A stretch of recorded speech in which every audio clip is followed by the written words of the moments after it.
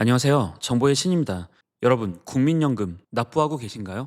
대한민국의 공적 연금 중 하나인 국민연금은 만 18세 이상, 만 60세 미만의 소득이 있는 국민이라면 의무적으로 가입해야 합니다. 하지만 연금 고갈의 시기가 2055년경으로 예측되면서 최근 2025년 3월 국회에서 국민연금법 개정안도 통과되었지만 여전히 근본적인 문제 해결은 되지 않고 있는 상황인데요.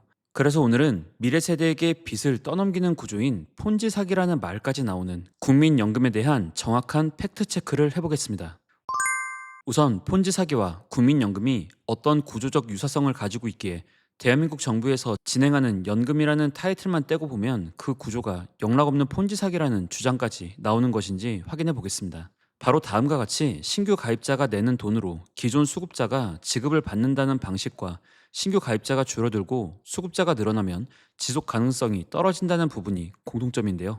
물론 국민연금은 국가가 사회보장의 목적으로 운영하는 공적 시스템이라는 점에서 큰 차이가 있고, 국민연금은 국내외 주식과 채권 등 투자 자산에 투자돼 수익을 내고 운용 내역이 공시되며 외부 감사를 받는다는 점도 분명 폰지 사기와는 다릅니다. 그럼에도 국민연금이 대국민 사기극이라는 말을 듣고 있는 이유는 뭘까요?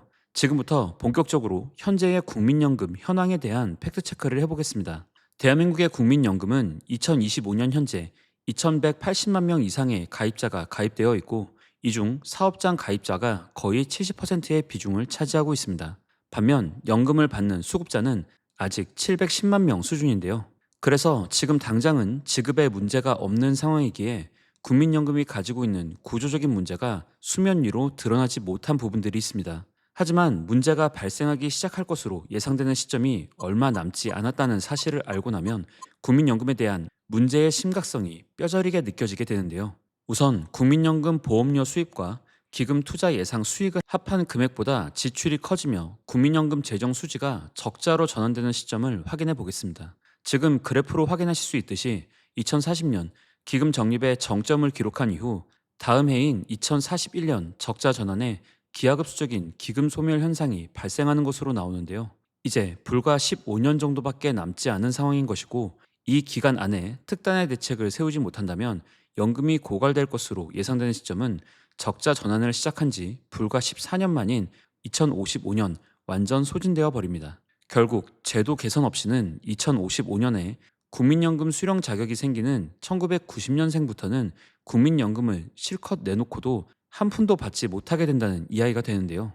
지금 보시는 자료는 5년마다 발표되는 국민연금 재정수지 전망 중 가장 최근 버전인 2023년 5차 재정계산과 2018년도에 발표되었던 4차 재정계산이 함께 나온 그래프인데, 2023년 발표에서 기금 소진 시점이 2년이나 앞당겨졌다는 사실도 알 수 있습니다. 이렇게 명확한 구조적 한계 때문에 국민들은 불안에 떨 수밖에 없는데요. 공적연금 운용 방식은 지금 보시는 것처럼 크게 세 가지 방식으로 나뉘는데, 현재 우리나라의 국민연금은 기금이 적립되다가 소진되면 부가식으로 전환되는 부분 적립식을 택하고 있습니다. 이 부분을 좀 더 쉽게 설명드리자면, 현재처럼 기금이 아직 있을 때는 적립식으로 운용되다가 기금이 소멸되면 당시에 일하는 사람들이 낸 보험료로 그 시점에 연금을 받는 사람들에게 지급하는 방식인 부가식으로 운용되는 겁니다. 하지만 이런 구조는 지금처럼 대한민국 출산율과 출생아 수가 급감하고 있는 상황에서는 유지되기 어렵습니다. 우리나라의 출산율은 0.72명으로 세계 최저 수준이죠. 부가식이 작동하려면 고령의 수급자들보다 젊은 세대의 납입자가 많아야 하지만 한국의 인구 피라미드는 이미 역삼각형 구조로 변하고 있는 중입니다.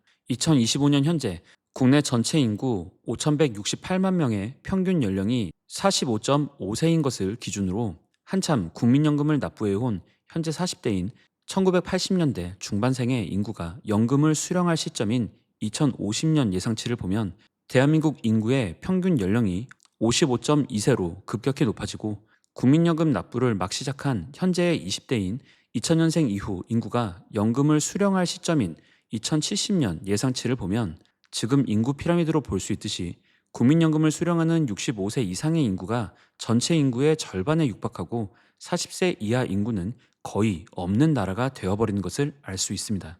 이를 대한민국 연령별 인구 추이 자료로 확인해 보면 그 비율이 좀 더 명확해지는데요.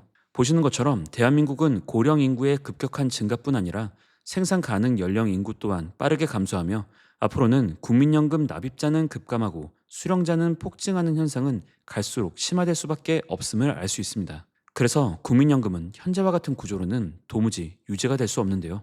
이런 상황에서 국민연금이 고갈되지 않는 유일한 방법은 기금이 높은 수익률을 거두는 것이지만, 국민연금이 기록한 그동안의 투자 성과를 확인해 보면 부진한 투자 성과를 보인 기관들도 분명 존재하고, 수익률이라는 것은 불확실한 부분이 많은 영역이라는 것도 사실입니다. 실제 코로나 시기인 2022년 국민연금은 연간 마이너스 8.2%의 수익률을 기록했고, 작년 2024년에는 해외 주식 투자에서 성과가 나며 15%라는 역대 최대 수익을 거두기도 했지만, 올해 2025년 1분기는 대내외 불안정성이 커지며 다시 0.8%라는 매우 부진한 성과를 기록 중인데요. 그리고 이는 우리의 국민연금이 고갈될 것으로 보이는 2050년경이 되어도 오히려 기금이 현재의 5배로 증가할 것으로 전망되는 캐나다 연금과 비교 데이터를 보면 확연한 차이가 납니다. 실제 2013년부터 2022년까지 10년간 연평균 수익률을 보면 캐나다 연금이 10% 이상을 기록한 반면, 우리나라의 연금은 4.7%의 수익률로 연평균 수익률이 절반에도 미치지 못하는 상황이었는데요. 그럼 캐나다 연금이 이렇게 높은 수익률을 달성할 수 있었던 비결은 뭘까요? 바로 전체 포트폴리오의 60%가량이 대체 투자로 이루어지고 있다는 부분에 있었습니다. 대체 투자란 기업 인수합병을 위한 사모펀드의 출자 또는 사모대출, 혹은 부동산과 인프라 투자 등을 하는 것을 말하는데요. 하지만 우리나라의 국민연금은 대부분이 공모시장의 주식과 채권에 투자되어 있어 수익률 증가에 한계가 있고, 대체 투자의 비율은 약 15에서 20%에 불과했습니다. 이처럼 국내 연금의 대체 투자 비율이 낮은 이유는 전문 운용 인력 부족과 성과급 체계의 한계 때문이었는데요. 그리고 지금 보신 것처럼 이렇게 투자 성과가 부진하게 된다면 국민연금의 고갈은 앞으로 더욱 빨라지게 될 겁니다. 아직은 기금 적립 규모가 1200조 원대여서 넉넉하긴 하지만, 앞서 살펴봤듯이 2040년 이후 지급액이 기하급수적으로 늘어나기 때문인데요. 이런 가운데 2025년 3월 국회에서 통과된 국민연금법 개정안은 매우 실망스럽습니다. 이번 개정안의 가장 중요한 부분을 살펴보자면, 기존 보험료율이 9%에서 13%로 4% 인상되어 납부 부담이 매우 커졌는데요. 만약 직장인이시라면 본인 부담 비율이 4.5%에서 6.5%로 2% 인상된 겁니다. 반면 지급받는 금액인 소득 대체율은 41.5%에서 43%로 납부 금액 대비 소폭 상승했는데요.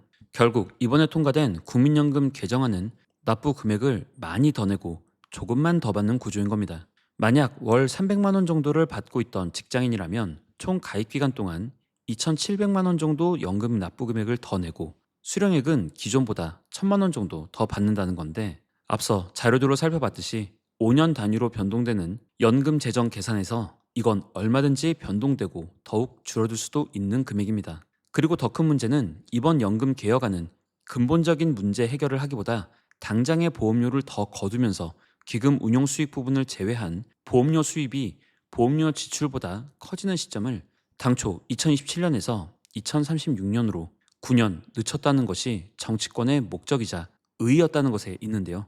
국민연금의 가입자 및 수급자 전망을 보면 2050년경 납부 가입자보다 수급자가 많아져 그 이후에도 추세가 이어지는 것을 알 수 있습니다. 결국 고령화와 저출산, 그리고 연금 고갈 시점이 당겨지며 국민연금에 대한 불신이 커지고 있는 현재 상황에서도 정치권은 당장의 책임을 회피하며 곧 터질 폭탄을 다음으로 계속 미루기만 하는 모습인 건데요.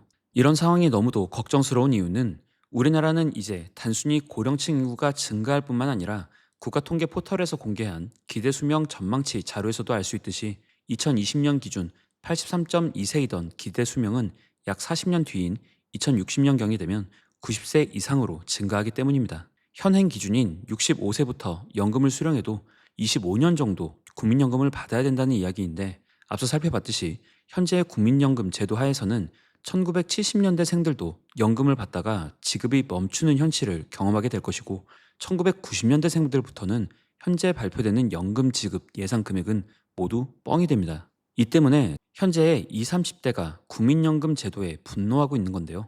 게다가 얼마 전에는 1941년생 84세 노인분이 연금 납부액으로 657만 원만 내고 연금 지급액은 1억 1,846만 원을 받았다는 사례가 소개되며 기성세대의 노후를 위해 청년 세대의 소득이 과도하게 지출되는 중이라는 비판 여론도 형성되었습니다. 이런 납부 금액 대비 고액 국민연금 수급자는 주로 1988년 제도 시행 초기 상대적으로 소득 대체율이 높았던 시기부터 보험을 납부했던 가입자분들인데요. 도입 초기에는 소득 대체율을 70%로 설정한 반면 보험료는 불과 소득 금액의 3%만을 부과했기 때문입니다. 결국 국민연금 제정은 태생적으로 지속 가능성이 결여된 상태에서 출발한 것이나 마찬가지로 잘못 설계된 초기 제도로 인해 미래 세대가 그 고통을 고스란히 감내해야 하는 어처구니 없는 상황인 건데요. 이미 현재의 20, 30대에게는 어차피 연금 수령할 60대가 되었을 때 받지 못한다는 회의감이 팽배한 상황에서 국민연금이 대국민 사기극으로 끝나지 않기 위해서는 현재 구조개혁 방안으로 논의되는 구연금과 신연금을 분리해 2006년생부터는 완전 적립식의 신연금 제도를 도입하자는 이야기도 나오고 있지만 신연금이 도입된다 해도 기존 세대 대비 미래 세대의 기대 수익 비율은 여전히 낮기 때문에 세대 간의 갈등은 피할 수 없는 숙제입니다. 게다가 국민연금은 납부의 의무만 있고 지급의 의무는 없다는 사실 알고 계셨나요? 지급에 대한 의무는 국민연금법에 명시가 안 되어 있다고 하니 정말 기가 막힐 노릇인데요. 대부분 성실하게 하루하루를 살아가는 보통의 사람들은 노후에 국민연금이 지급될 것으로 믿고 당장에 돈이 나가는 게 부담되어도 어쩔 수 없다고 생각하고 있었을 텐데 실상이 그렇지 않다면 어떻게 공적기금을 믿을 수 있을까요? 그리고 국민연금 수령자가 되어도 수령 용도 내에 소득이 있을 경우 최대 50%까지 연금 수령액이 깎이는 부분도 문제입니다. 이렇게 강제 시행되면서도 제대로 사회 안정망 역할을 할 수 없다면 차라리 더 늦기 전에 국민연금 제도 자체를 폐지하라는 목소리가 나오는 것도 무리는 아닐 겁니다. 결국 무엇보다 중요한 것은 이제라도 현재 국민연금 제도의 실패를 인정하고 정치적 유불리를 떠나 중장기적인 개혁을 단행할 사회적 합의에 이르는 것일 텐데요. 가입자가 줄어들면 무너지는 폰지 사기의 구조와 유사해져 버린 국민연금은 현재 사기까지는 아닐지라도 이제 폰지 사기처럼 망가질 수도 있겠다는 결론까지는 충분히 도달할 수 있어 보이기에 매우 우려스럽습니다. 국민연금의 문제는 점점 커져가는 이 사회의 혹덩이가 되어가고 있습니다. 그리고 당장 아프다고 떼어내는 걸 두려워하면 점점 커져 결국 우리를 위험에 빠뜨릴 텐데요. 현재 국내의 경제 성장률은 냉정히 말해 1% 미만의 저성장을 벗어나기 어려운 것이 사실인 현실에서 대책 없는 장밋빛 미래를 말하기보다 조금이라도 더 지속적인 제도를 만들어주기를 국민들은 기대하지만 향후 100세 시대를 살아가야 하는 우리의 노후가 걸린 아주 중요한 문제인 국민연금 개혁에 대해 여야를 막론하고 진행시킨 이번 국민연금법 개정 합의안을 보며 국회 자체에 대한 불신은 더욱 깊어질 수밖에 없어 보입니다. 오늘 영상도 유익하셨다면 구독, 좋아요, 알림 설정, 댓글로 응원 부탁드리고요. 저는 다음 영상으로 다시 찾아뵙겠습니다. 오늘도 시청해주셔서 감사합니다.